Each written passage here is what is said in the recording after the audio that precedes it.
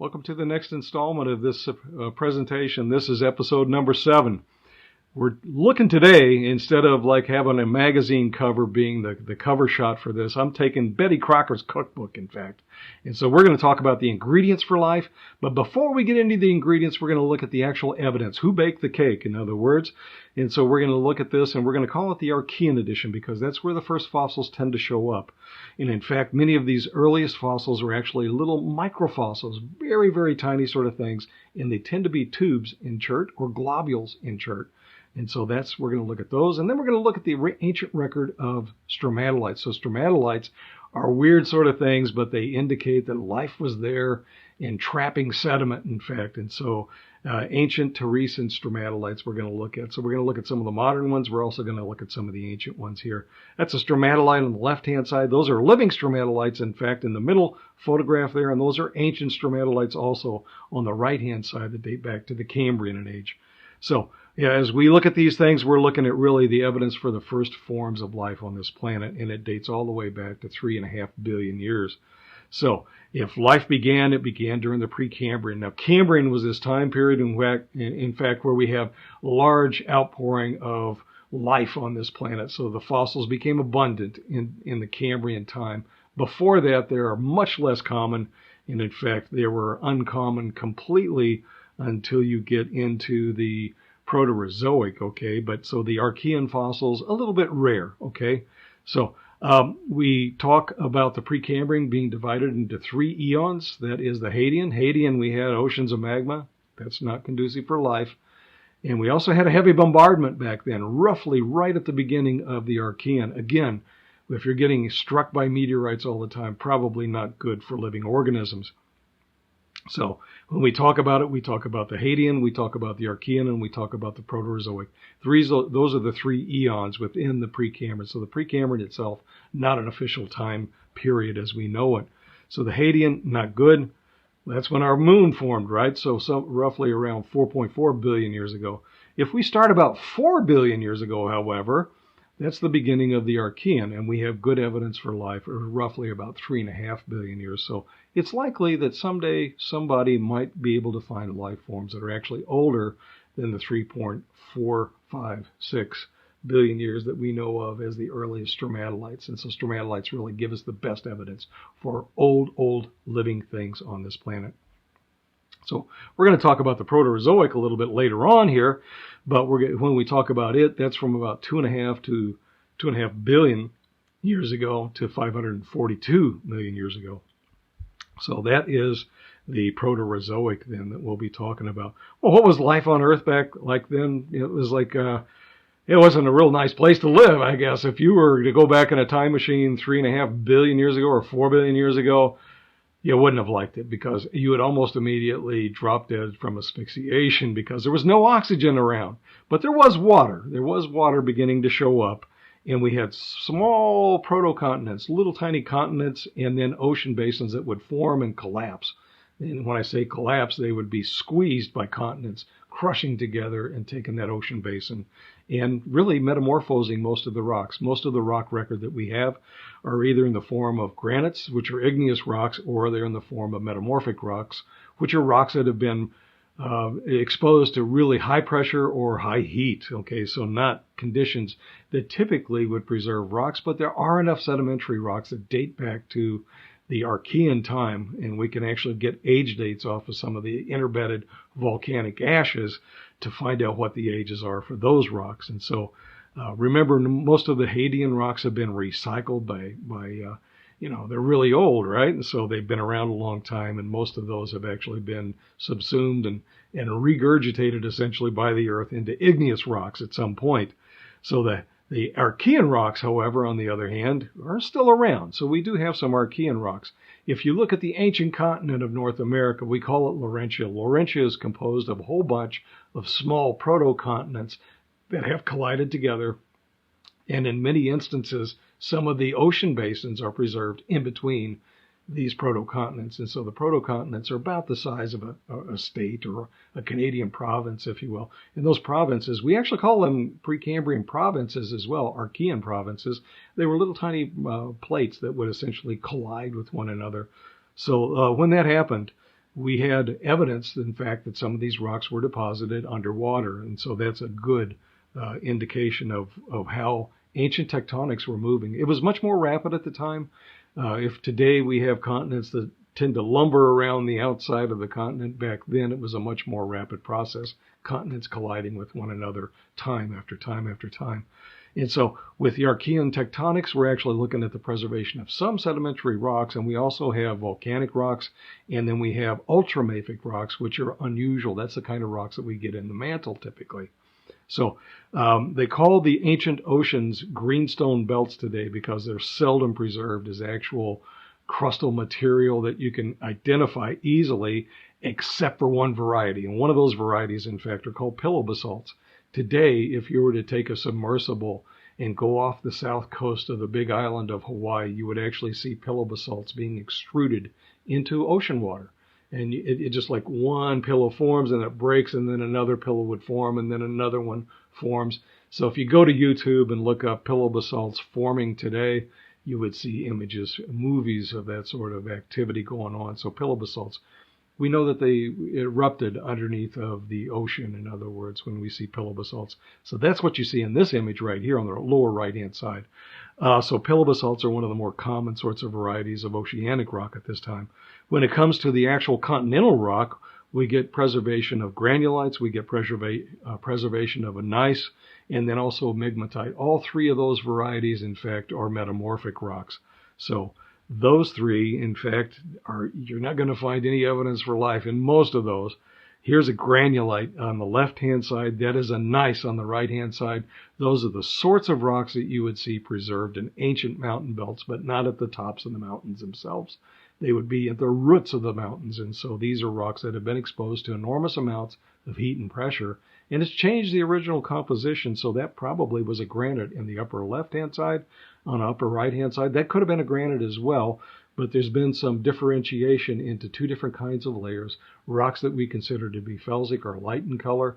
Rocks that are mafic in composition are black in color like this. And so the darker minerals, in fact, are regarded as mafic rocks. They have high magnesium and iron content. So if we go on from that, we can see what a migmatite looks like. A migmatite is actually a rock that is partially melted. And so this is a partially melted rock here. You can see that the rock itself has a whole bunch of layers in it that have been folded. Well, it's been under enormous amounts of pressure. If you take some of that pressure off, some of the material that's in those layers could actually begin to form melt material. And so that's a migmatite right there. This is not a course about rocks, however. It's a course about the history of life on this planet. So let's move on. What is that earliest history of life on this planet? These rocks were found in Greenland. So this is a rock right here that probably was a sandstone, but interbedded with the sands or that quartzite that is in this rock are layers of graphite. So the layers of graphite in there indicate that there was carbon around, and when you expose carbon to enormous amounts of pressure, you turn it into graphite. If you take graphite and turn it into, put it into the squeeze chamber that is deep inside of the earth, sometimes you can form things like diamonds, okay? So that's not typically the place where we would form diamonds, but graphite would be a precursor mineral for diamonds forming.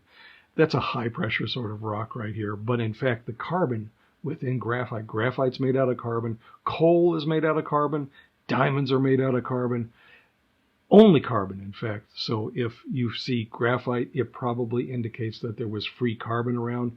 Free carbon typically is associated with life. And so that's some evidence perhaps that life was around, but it's not really fossil evidence. So where's the fossil evidence, you're asking?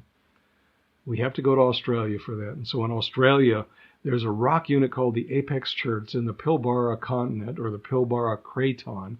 It's one of the pieces that makes up the entire continent of Australia. One of the probably about 10 pieces of continent that make up Australia. Now this thing has been called prima bifilum, and it is about 10 microns across, 10 to 20 microns across.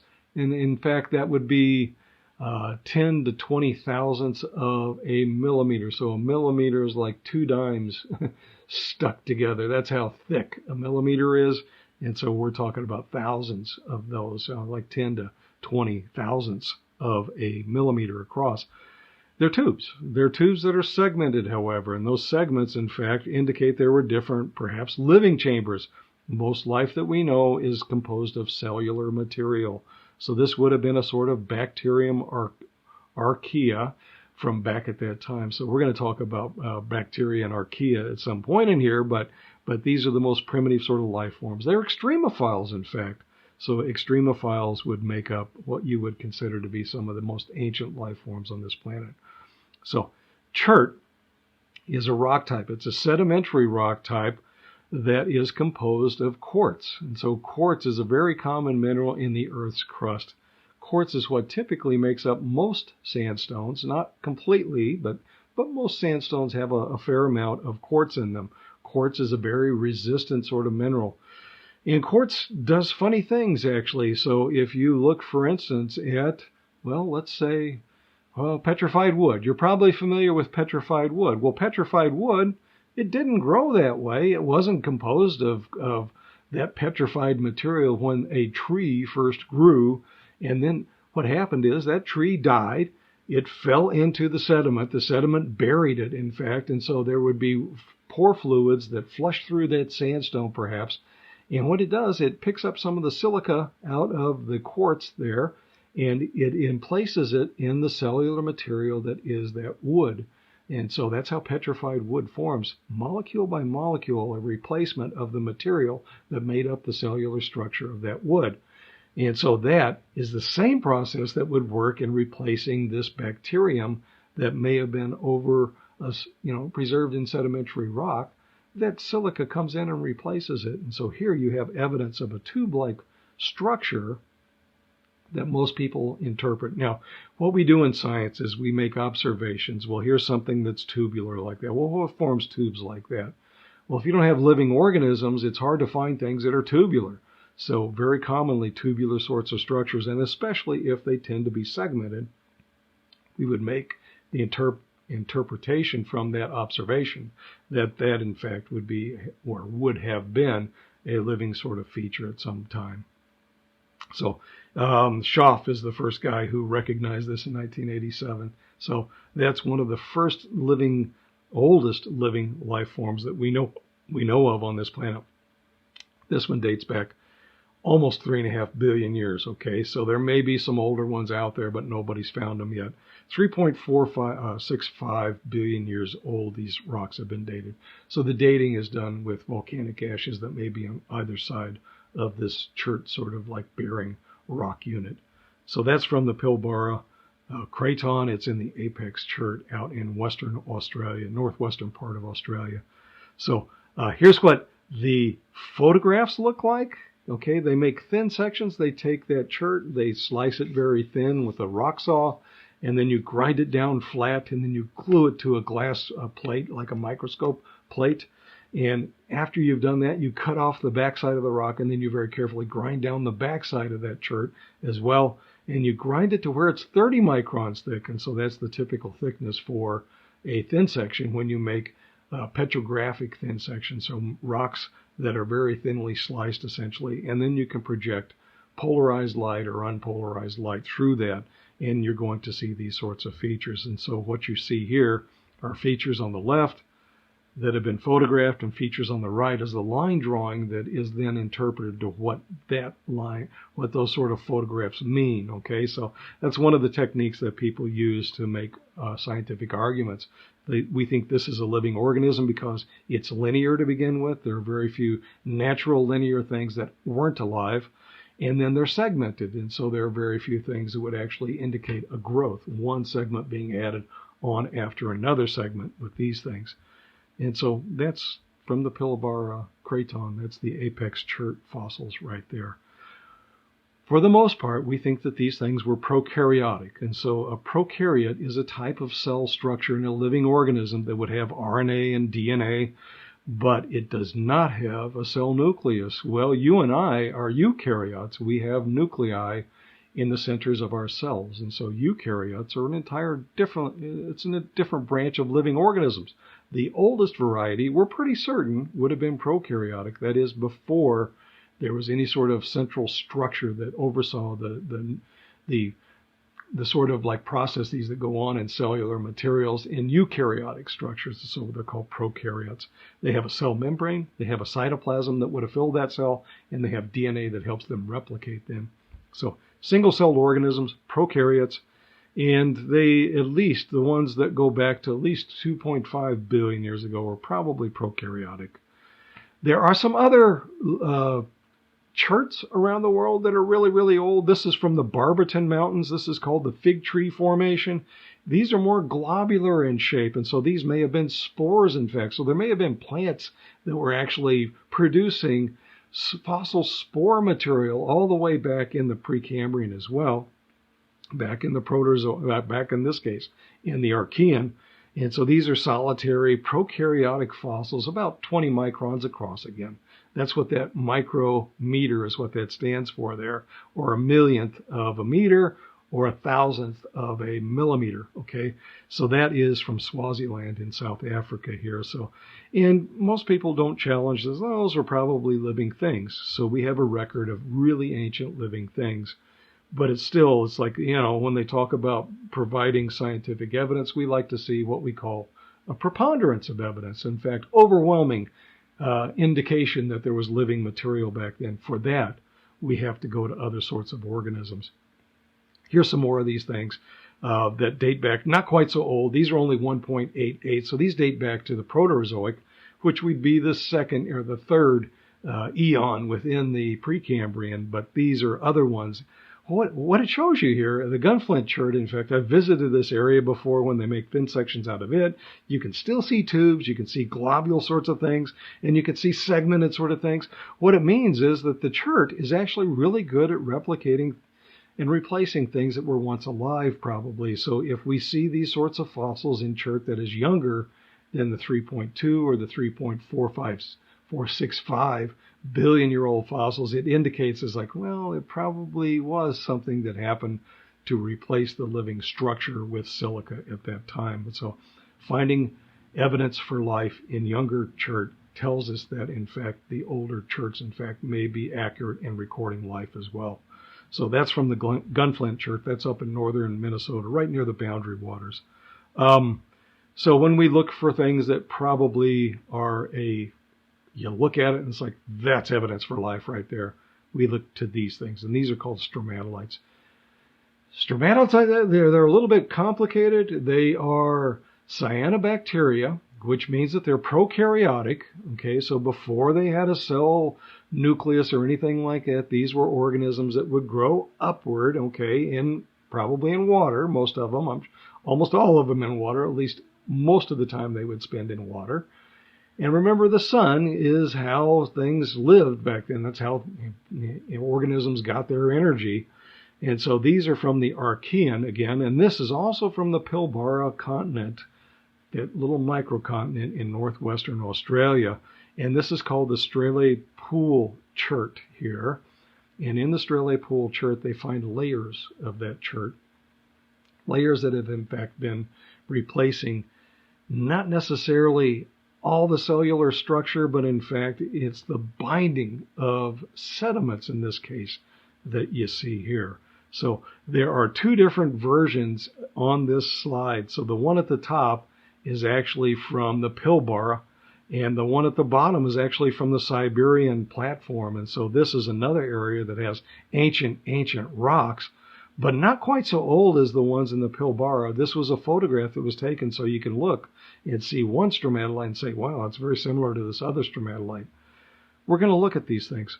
So first of all, let me tell you what a stromatolite is. So, okay, this is important. Remember the term stromatolite. Stromatolite is a layered organosedimentary structure. It's a complicated sort of term. Okay, layered, you get that. Layers after layer after layer, like sheets of paper essentially, right? But in this case, the organo part would have been the living parts that would have stuck out from the sediment and trapped sediment that was coming across the surface. And so they're really sticky sort of membranes. And so the protoplasm would have been oozing out of these things and trapping sediment. So real sticky sort of material, like flypaper, if you will. And so the Sun causes these things to grow upward. Next thing you know, sediment goes across the top and it gets trapped in there. And then the sun comes out again and the things grow up a little bit and they trap another layer. And then they trap another layer and then another one. So they call these things layered organosedimentary structures. The organics are what actually traps and binds the sedimentary particles into these surfaces that are layers, essentially. Stromatolites. So we think that the organism, well, they're not really at the organization of an organism. They're actually just things that would have been alive, and they would have stuck their little pseudopods, if they, well, the little tiny membranes, if you will, into the water column where they would bind and trap that sediment. We call them coccoid and filamentous cyanobacteria. Now, cyanobacteria is a loaded term. Cyanobacteria, cyan is a color. It's a blue-green color, in fact, and that's the color of chlorophyll. So chlorophyll has this sort of greenish color or blue-green color, and chlorophyll is, in fact, is thought to be anyway, a type of prokaryote sort of organism that was included into these cyanobacteria, or in fact, the cyanobacteria themselves may have been related to what later became chloroplasts in the plants. So cyanobacteria grow up a little bit, sticks the sediment, and you get layer after layer preserved in them. So cyanobacteria, they're thought to be ancestral, in fact, to the chloroplasts. So inside of those things, there are little tiny organelles, or little structures in them. This is actually a photograph of those chloroplasts that have been incorporated, essentially blue-green prokaryotes that were incorporated into the cellular structure of the plant cell, if you will. So a eukaryotic cell, in fact. So here you see the cross-section of what a chloroplast looks like. We think that's probably what these cyanobacteria were also looking like, and they would grow because it would trap sunlight. So the remedy, or the recipe, okay, so the Betty Crocker recipe for how you make fuel for the organism to grow. Remember, organisms have to be able to replicate, and they have to be able to metabolize things for energy. So these make their own energy. They're called primary producers, in fact. And so with sunlight, in the presence of oxygen and water, you can take these sort of structures, and if you have carbon dioxide and water in the presence of sunlight, those chlorophyll sort of structures will actually make sugar. So sugar is something that you can burn, and when you do that, you give off oxygen as well. And when you burn it, there are things that would actually store that energy and then release that energy when it's time to grow or metabolize or to actually replicate. And so that's our C6H12O6, a very simple sucrose molecule that is generated, in fact, by the cyanobacteria, and also generated by chlorophyll, okay, the descendants of those cyanobacteria. So the chloroplasts are probably related to that. Let's look at some more of these ancient fossils. That's what this course is about anyway, right? Here you can see some stromatolites, or they've been interpreted as stromatolites anyway. Remember, we make observations, and then we make interpretations about what we think those stromatolites are. So when people first found these, it was about 15, 20, 25 years ago, I think, in Western Australia, and they said, those are stromatolites, and then they did the age dates. It's like, holy smokes, those are really ancient stromatolites. They're the oldest known on Earth. And so this is the Stromatolites Chert in the Pilbara continent, craton, if you will, in Western Australia. So the wrinkle layers is one of the giveaways about why we think these things are or were once living. And so the wrinkles are a dead giveaway for that. You can get layers of sediment in other ways, like by ripples being laid down. Okay, so if current comes along, moves sediment along, you can get thin layers of that in what we call lower plane flow conditions or upper plane flow conditions, or you can get it in ripples, you can get it in cross-bedded dunes and things like that.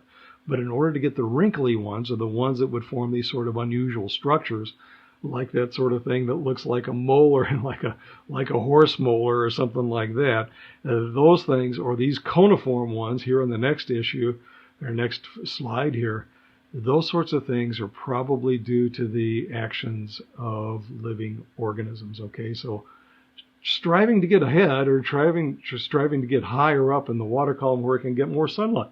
So that's the idea, that there's competition for sunlight perhaps. So the high spots are going to win out if that's the case.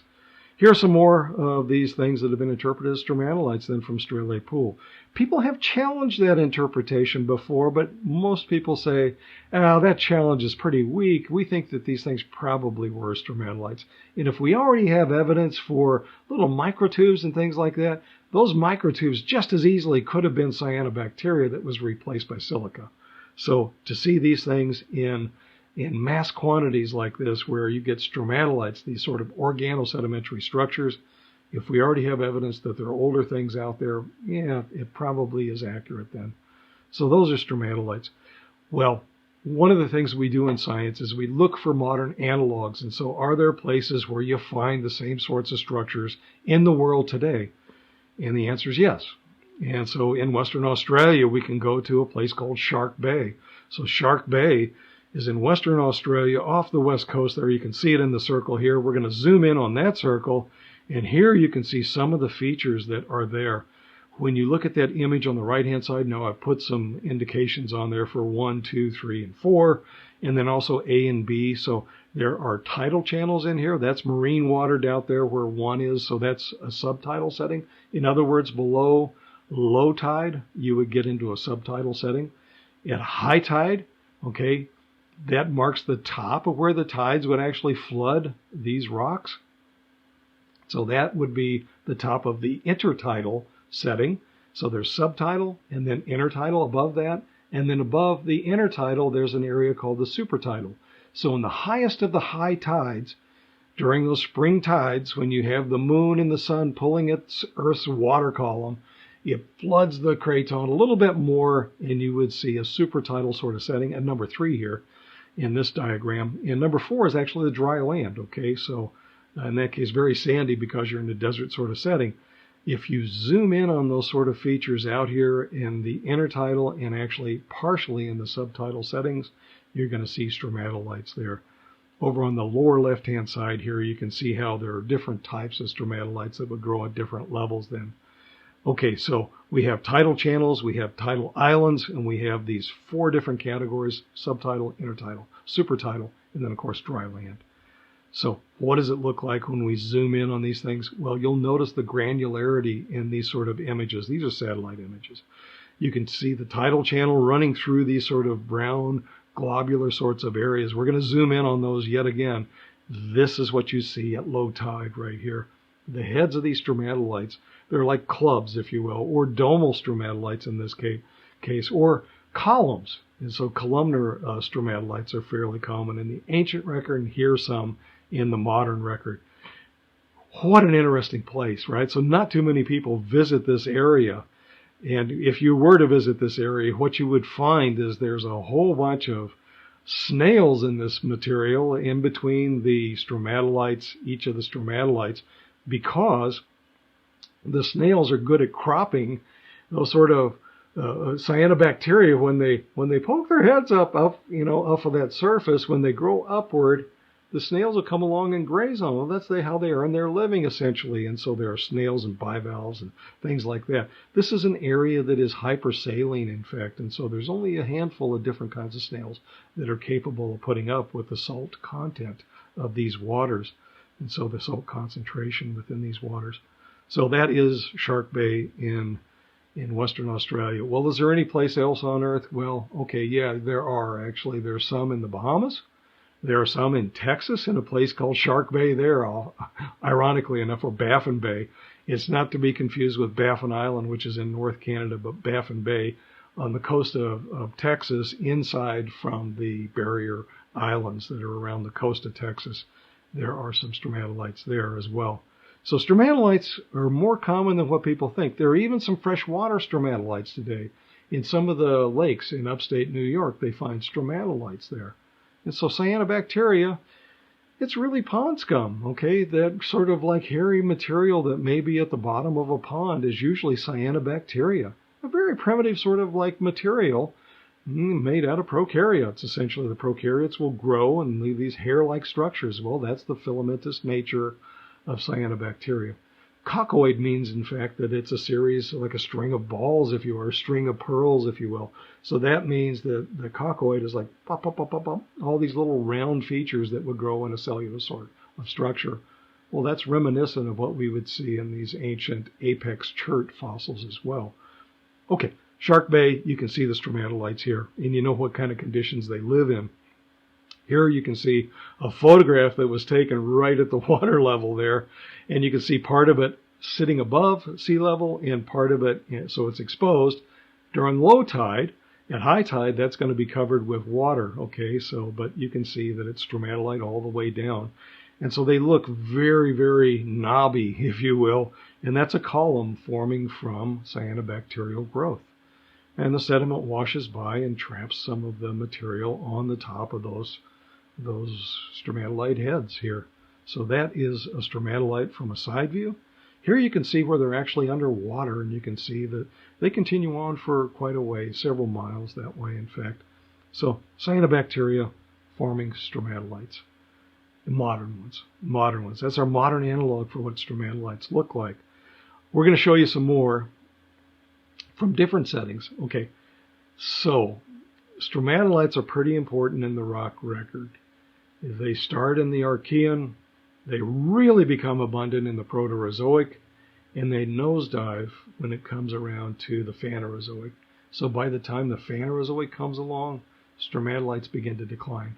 And when they decline, it's actually, we think, due to predation, because that's when the snails came around. So snails evolved early in the Phanerozoic. Mollusks were around back then, and the mollusk proliferated. So the earliest hypothetical mollusk was probably something that ate cyanobacteria. Well, it was very common for these things to actually be around, and when there were probably some that didn't even have shell material over the top of them to protect them from predators. So the snails would come along, graze, kind of like nudibranchs and things like that today, eating the cyanobacteria. But when other predators came along, it's like, oh, we better start building a shell. And so that's when the gastropods built a shell after that. We're going to go to look at some more stromatolites first, though. Okay, so this is the Bahamas right here. That's tongue of the ocean, is that little L-shaped or pipe-shaped, I guess you could say, feature that runs along the edge of the big island there. That's Andros Island. And so that's tongue of the ocean right in the middle of that. Eczema Sound is the next one over there. And there are stromatolites in a couple of places around here, but certainly the ones at tongue of the ocean here have been known for at least 40 or 50 years. And so people have taken underwater saws to cut these things open and take a look at them with thin sections to be able to identify what's inside of them and how they actually formed. Here we know that the salinity is much more close to normal. We know that it's in a subtidal setting, but we also know that there's a very low tidal range here, but we also know that it's right next to a very deep water area. And so the tides go ripping through here, even though it's not much of a range up and down. The velocity is pretty high. So grazers, the animals that would actually crop or eat or feast upon these sort of like protrusions of cyanobacteria from a stromatolite, have a difficult time making it there because of the current velocity. Okay, so we know that it's normal salinity. We know we're in a subtidal setting. We know that there's a low tidal range, but we also know it's humid and temperate, and every once in a while, bam, these areas get hit by huge hurricanes, right? So huge storms affect this landscape as well, or this oceanscape, if you will. So the depositional setting there is actually these sort of features down here at the bottom. They're called ooids. Ooids originally were thought to be like eggs, eggs of fish or some other sort of sea creature, but in fact they're little tiny polished layers of aragonite that surround a grain in the middle. And so they actually get layered on, I don't know, like a jawbreaker, if you will. If you've ever bit into a jawbreaker, and that's not a good thing to do perhaps, but you would see that it's composed of layers of candy in that case. Well, these are layers of aragonite that get laid down one after another as these ooids move around in the sea. And so as they move around, they get layers after layer after layer. So that's an ooid right there. And oftentimes when you have ooids like that, they will actually form a rock called an ooid grainstone. In Geology 110, we tell students that it's an oolitic limestone, but in fact, oolitic means, or oolite is a body of rock, if you will. And so it's not really an accurate term, but it's an ooid grainstone for sure. And so here we have extreme wave energy, we have extreme current agitation, we get layer after layer of these things as they roll around on the seafloor, and then they get buried. And so they get buried, but then a storm comes along and unburies them, and they get moved around some more, and they lay on more coatings. And so they can be up to 2 millimeters in diameter. So they can be relatively large, some of these things. We're going to zoom in now on the tongue of the ocean here, and you can actually see the ooid shoals or the ooid sandbars that these things would form, where the tides come in and then the tides go out. And so as you do that, you leave bed forms behind. And so that's where you see these sort of tidal bars in here, looking like sand dunes that are oriented perpendicular to the water depth, essentially. And so if it's shallow water where it's light blue on here, it's deep water where it's dark blue. And so here's what it looks like when you get up close to these ooid dunes, essentially. Really elegant sort of features. And so this is from Google Earth. And so if you ever need a screensaver, that's what you want to look. If you can imagine snorkeling or diving in this area, that's what you would see. And then the stromatolites actually poke up from these tidal channels and collect ooids into their structure. So that's the predominant grain size that gets selected for being incorporated into these stromatolites. So the cyanobacteria stick their heads up, get coated with ooids, wait till the next day, grow up some more, get another coating, and so you'd see layer after layer of ooids in these stromatolites. And so really, really pretty cool sort of features here. Here's another view of it here from the tongue of the ocean. That's in the Great Bahama Bank in the Bahamas here. So yeah, really cool. This is from the Australian government, and so they show you here what stromatolites kind of look like. Here you can see a kind of cyanobacterial growth on the bottom, and then some sediment sticks to it, and then they begin to stick their filaments up, and you get layer after layer after layer that way. So stromatolites, from that earliest time, became the dominant life form on this planet. So if they go back, back to 3.43, 3.465 in the Strele Pool ones, we know 3.43 as well. We speculate that there was life present as old perhaps as 4.0 billion years ago.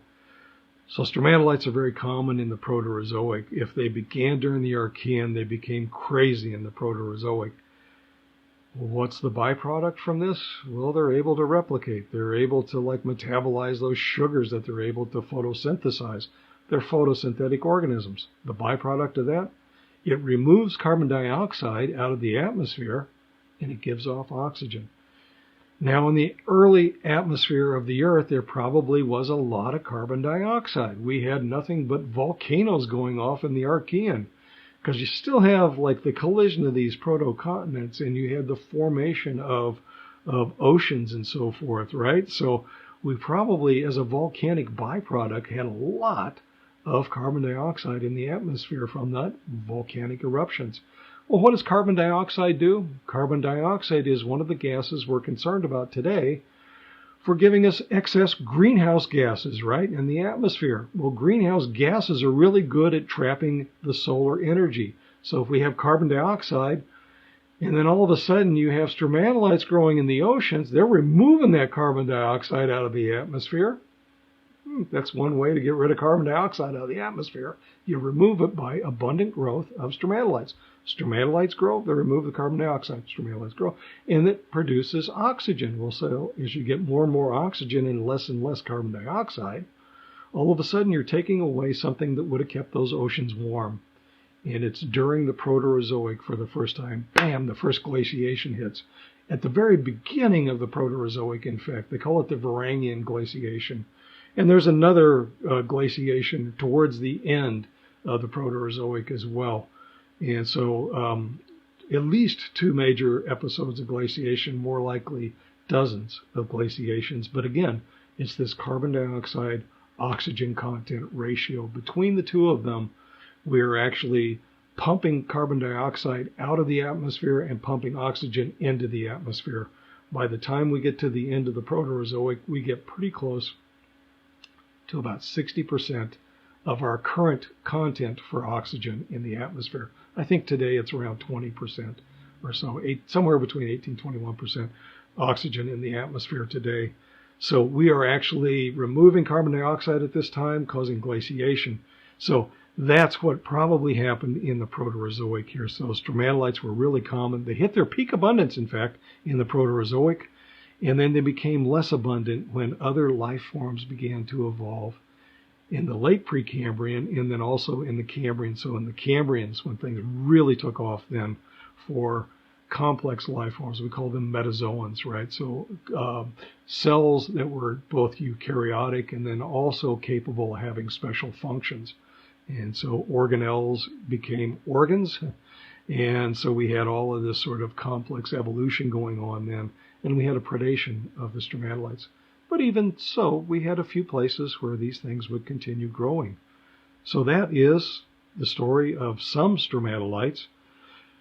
They kept going in the Phanerozoic, okay, but in what we regard today as restricted sort of depositional environments, if in the Proterozoic they were growing everywhere in the oceans, maybe not the deep oceans, but anywhere where you're close to being within the photic zone, in the ancient Phanerozoic times, these are areas where you would preserve stromatolites would usually be in a restricted setting where there's either enormous amounts of current or where there's hypersalinity, in fact, so much salt that it would discourage any sort of metazoan from feeding upon those stromatolites. Here are some of the early ones that were described from North America. Now, this is in upstate New York at Saratoga Springs. These are Cambrian in age, and they look like cauliflowers. If you look down on them, that's the top surface that you see on the right-hand side. On cross-section, you would see these things growing upward. Again, layer by layer by layer. And again, not the living organism themselves, but the actual organosedimentary layering that developed from the stromatolite. And so stromatolites are a fossil, but they're an organosedimentary structure. So you don't actually see the actual filaments in there very commonly. You can on occasion, if you use an SEM and you study these things intensely, you will see some sort of relict fabric that will look as though these were like little tubules. People who are specialists in that field often do that in order to try to find these things. But in fact, many of these things have been recrystallized. So and the ones here have been recrystallized, and you actually preserve things in calcite, because these, in fact, are made out of, well, they form a limestone. And so if you're pumping carbon dioxide out of the atmosphere, it also helps it helps in the precipitation of carbonates. So many stromatolites in the Phanerozoic and even those in the modern environment are made out of carbonate rocks. And so they're not silica anymore. Most of them are actually carbonates. And so carbonates, in fact, are an indication of life as well. And so that's one of the things we look for on Mars. If we can find ancient stromatolites on Mars, bingo, you got evidence for life. And so that's really what they were looking for with the rovers. So the rovers were out scouting. Instead, what they found were cross-bedded sandstones. They found things like the jarosite, which was forming underwater, but then forming abiotically. It's not an indication of living organisms that would have actually made organosedimentary structures. If you find the stromatolites on Mars, you're going to be a world-famous sort of person, okay? So it's too late for me to be that person, but in fact, that's what they want to find there. So you have to look to see where the stromatolites are, if there are stromatolites. In those sort of places, they think, in fact, are going to be the hot springs that would have been on Mars. So Mars probably had hot springs on it. If you can get into the canyons where those things, it's hard to get a rover in a canyon. That's the issue, because you have to go over a cliff to get into the canyon, right? Don't want to put the rover in the middle of that canyon because you have limited mobility and there may be rocks down there. The Valles Marineris is, of course, one of those places where you potentially have a lot of thermal activity, and therefore you may have stromatolites that could have formed down there.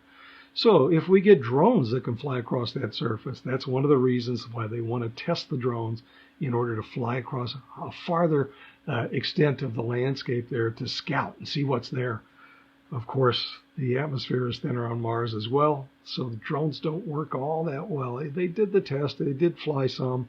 Some people had speculated, oh, drone's not going to work. But in fact, it did.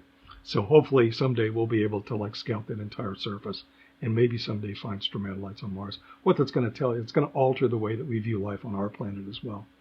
Okay, these are some more. These are my pictures here. That's a stromatolite at the top up there. That's from the Hella Maria Formation. In fact, that's a rock unit that's Upper Cambrian in age in western Utah. On the bottom down there, those are things that are like stromatolites. Now, it's hard to see the layering in there because these things are growing upward like this, not individual filaments or coccoid cyanobacteria in that case, but these things actually grow upward in a subtidal setting. And so these things, in fact, look more like clots, if you will, and they call them thrombolites. So thrombolites and stromatolites are like this, okay? So they're both cyanobacterial growths, but if you're in a subtidal setting where there's plenty of light and plenty of energy in that sort of setting, you can actually form clusters of these cyanobacteria, and those are called thrombolites. And so thrombus comes from the lungs where you have thromboli, I think it is, so the thrombi that are in alveoli and so forth.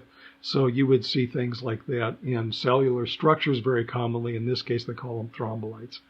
Those are stromatolites on the right-hand side. That's from that's eastern part of the mountain range that's in the Shell Creeks. And so that's the northern Shell Creek range where those stromatolites occur. Notice in this case, they're actually draped over by shale in this case. That's that rubbly weathering material that's on the sides here. And you can see that those stromatolites, in fact, formed on a limestone here. They would grow upward, and then eventually, if you cut off the light source, either by being too deep or by covering it in sediment, you're going to kill off those stromatolites because they have to rely on exposure to sunlight in order to grow, to replicate, and metabolize their sort of energy. So if you cover them, it's done. That's the end of it. Here's some more stromatolites. These are from West Texas, actually from Central Texas along the Llano River. And here they're circular in the top view here, and you can see on the right-hand side, or the left-hand side, they're columnar in shape. So we classify stromatolites based on their shapes very commonly. So you can get flat ones on a flat planar surface, usually in a supertidal setting. So planar stromatolites are very common in supertidal settings. When you get into the intertidal settings, you get more like domal sort of shaped stromatolites. And in fact, if you get in the subtidal setting and into the intertidal setting, you can actually get columnar stromatolites, domal, columnar, digitate stromatolites where you have a high sedimentation rate, or you can actually get things that they refer to as digitate, domal, hemispheric also. And so they're laterally linked hemispheroids. Some people have even gone so far as to say, oh, they're linked to one another, but they're in a certain arrangement, if you will. And so those are stromatolites. Here's columnar stromatolites, in fact, there. The next image shows you what the top of a columnar stromatolite will look like. And again, this time they're not round, but you can see the layers that go around the outside there. And these are actually Phanerozoic, so they go back to the Cambrian. So by the time you get into the Cambrian, not only do you have grazers that are munching on these things, you also have worms that are burrowing into them because they're looking for organic material to eat as well. And stromatolites would be a perfect place for a worm to make a living, and the stromatolite would actually protect the worms that got into them as the worm is crawling around through that stromatolite, eating all the organic material that is from the older dead organism or the inner parts of the organic material that would be preserved. The outer part's still growing, and so it doesn't care so much if you have something boring or burrowing through the middle of that stromatolite. And so that's burrowed material that you see in the middle of these stromatolites. Here's another one that's very oblong shape over here on the right-hand side as well, but again, with the coatings on the outside. And probably with some currents that would bring in sediment and fill in between the columns here. Here's some more columnar stromatolites. These are very irregular in shape. These, again, from the Hella Maria Formation. Today, these things have been, this is mostly limestone here. It's not dolomite here. But in fact, those are layer after layer of stromatolites. And the top view, you're looking down on them here. So these things would have formed probably reefs. Yeah, there were reefs all around. And not only in the Proterozoic. Proterozoic is famous for some of the stromatolitic reefs. Cambrian as well. So Cambrian, you actually had stromatolitic reefs. Reefs, not in the same sense that we have them today. Today we have coral reefs for the most part, and coral reefs, in fact, are made out of the coral animal, okay, so the skeletons of the coral animal. But here we have stromatolitic reefs, and so very common that you see that sort of thing. Here's an image of another area. This is also from, I think this is from the lava dam formation here. You see the layering on this as well, so that's another stromatolite you see here, again from western Utah. Here's some more stromatolites. These are from eastern Nevada again, and in that column shape like that you see here. So columnar, coniform, if you saw the first ones we saw, hemispheroid would be like half of a sphere, right? So that's a hemisphere. Domal is very similar to that in shape, right? Maybe a little bit larger. And then pinnacle is what you see here. They're growing up in a sort of point, if you will. And so that's a pinnacle stromatolite on the left-hand side. And then the columnar, like you've just seen. Digitate stromatolites usually grow where there's a lot of sediment that would be filling in between, and the stromatolites themselves will be growing upward as fingers, essentially, in the sedimentary column.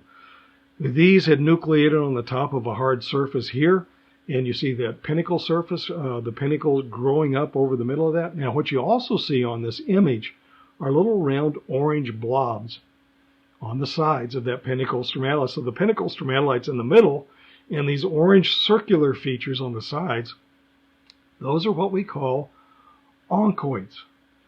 Now, God forbid that you should ever have lung cancer, but if you did, you would have to go see a doctor who's a specialist. He would be called an oncologist, or a lump doctor, if you will. An oncologist studies lumps, and oncoids are lumps of carbonate material, but they're layered carbonate material, and they're composed of cyanobacteria that would have grown up and then tipped over at some point. Either the currents push them around and cause them to flip over, or even roll a little bit. They don't roll a lot, but they roll a little bit, and they get bigger and bigger, you will see here as well. So the ones that are more successful will grow and outpace the ones that are smaller, on which they will actually rest at some point. Those are oncoids. So oncoids and stromatolites are like this. They're the same type of material, essentially, right? Cyanobacteria forming a calcium carbonate. And so that calcium carbonate, in fact, makes those layers in this. And so trapping calcium carbonate sediment, if you will. They're almost the same as a stromatolite, except they're little tiny individual balls of cyanobacterial growth that would have become calcified at some point. They're really kind of cool, aren't they? Yeah, so we're going to talk next about the origin of life. So if we've talked about the earliest evidence for life on this planet, we talk about stromatolites, or we talk about features that are preserved in chert that look as though they were either filaments or coccoid growths of cellular material forming linear strings of globules, if you will, small pieces, and then globules of material that may indicate that there were even plant material in some of the earliest rocks that form spores. And so they do find Precambrian spores, in fact, also. That indicates that there were plants around back during Precambrian time as well, not just the cyanobacteria. Sadly, we have no other record than what the spores are, because the spores would actually be a hard casing. So the term that we use for those, I'll have to think about that a little bit to remember what that is. But yeah, it's been a while since I've talked to folks about that. So that, anyway, there are spores in the Precambrian as well that indicate there was life back. Oh, yeah, the term acritarch. A-C-R-I-T-A-R-C-H, acritarch. Acritarch are another type of organism that indicates there probably were even plants back around during Precambrian time. So if we had Archean time, when we had the first preservation of fossils that indicate life is on this planet, during the Proterozoic, it's prolific everywhere. You're forming reefs with these cyanobacteria as stromatolites, and those stromatolites carry on through the Phanerozoic all the way into modern time in some very stressed environments, but they're still around today. So we have this ancient record of life on this planet. It begs the question, where did the life come from? It had to come from somewhere. Did it form on this planet, or did it form and was brought to this planet from outer space? So those are the two different options that we really have. And you can break those down into more complex arguments, but it's all speculation until we try to do some experiments. And so the experiments are going to try to help us a little bit. And then some more observations. And so where did life come from? So we get two choices, and that is the two valid or viable hypotheses are that life started on this planet as a primordial soup. So primordial soup is one of the arguments or one of the hypotheses about how life started on this planet. And the other one is called panspermia, that life may have started on some other planet where life had formed, and then a meteorite impact caused that material to be blasted into outer space, and then at some point, because we had the right conditions on this planet, one of those meteorites that struck us very early on brought the essential ingredients that we needed to form life on this planet. It exists in meteorites. So I can't dismiss either of those arguments yet, but that's going to be the next episode that we deal with in here. This is the end of episode 7. We're going to get into episode 8. How do we make life? And so we're going to get into the cookbook a little bit deeper and look at the recipes about how to make life. Anyway, well, that's it for now, for number 7, and we're going to get into number 8 next. And so after we talk about the origins of life on Earth, then we're going to talk about some of the earliest complex life forms on this planet, and that's the Ediacaran fossils. They're still Proterozoic, they're still Precambrian. And it's an interesting story, so I'm going to give you a little bit of a narrative about the discovery of those fossils. It's pretty important for how people view things. Anyway, thanks for your attention, and sorry I'm getting these things out not as in a timely manner as I would like to have, because I just got back from travel from Cincinnati, and I just got back from New Mexico, doing some filming out there and looking at nuclear explosions and things like that. But here we are back in Springfield, and I'm going to try to knock these things out one after another. So I will have 7 and 8 hopefully done today and tomorrow. And then the one on the Ediacaran will be coming next. I'm still putting that one together. That's number 10. Let's see, 7, 8, 9 is Ediacaran. And we're going to have a 10 also. We're going to talk about the Cambrian explosion. So that's what's on deck for us. So anyway, thanks for your attention. Thanks for hanging in with me too. So I appreciate your patience in following along there. I'll talk to you soon. Bye now.